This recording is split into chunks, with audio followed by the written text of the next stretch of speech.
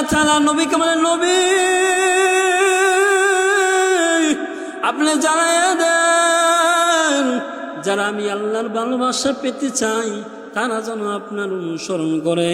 আপনার অনুসরণ যে বান্দা করবে, আপনার সুন্নতগুলো যে বান্দা আদায় করবে, আল্লাহ রাব্বুল আলামিন বলেন যে আমার নবীর অনুসরণ করবে, স্বয়ং আমি আল্লাহ ওই বান্দাকে ভালোবাসে ফেলি।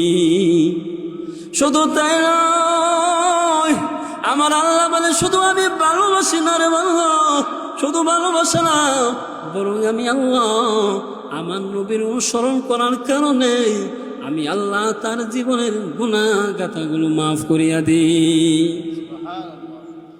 নবীর ভালোবাসা ছাড়া, নবীর অনুসরণ ছাড়া বান্দা তুমি কোনোদিন জান্নাতে তুমি যাইতে পারবা না।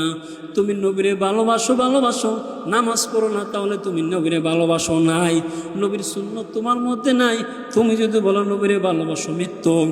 তোমার মধ্যে নবীর কোনো আদর্শ নাই আর বলো নবীরে ভালোবাসো, না না, এই ভালোবাসা দিয়া বান্দা কোনোদিন তুমি জান্নাত অর্জন করতে পারবা না। শুধু ভালোবাসা দিয়া যদি জান্নাত অর্জন করা যাইতো গো, তাহলে সর্বপ্রথম আবু তালেব জান্নাত অর্জন করতে পারত। আবু তালেব নবীকে একদিন না 2 দিন না, আবু তালেব নবীকে 1 বছর না 2 বছর না 10 বছর না 20 বছর না 30 বছর না 40 বছরও পরে আল্লাহর নবীকে ভালোবাসছেন, কিন্তু আল্লাহর নবীর অনুসরণ করে নাই। আল্লাহর নবীর অনুসরণ না করার কারণে আবু তালেব কালাম সে জান্নাতে যাবে না। এই জন্য ভাইরা শুনেন, আমরা যখন জান্নাতে যাইব নবীর অনুসরণের মাধ্যমে আল্লাহ রাব্বুল আলামিন আমার জন্য জান্নাতে ব্যবস্থা করবে। এই জন্য আমরা নবীর অনুসরণ করতে রাজি আছি তো ইনশাআল্লাহ। নবীর অনুসরণ কেমনে করবো? নামাজ পড়া না পড়া? নামাজ পড়া।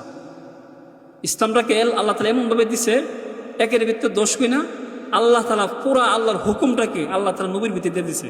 নবীর কাজ করলেই আল্লাহর কাজ করে দিতে পারে।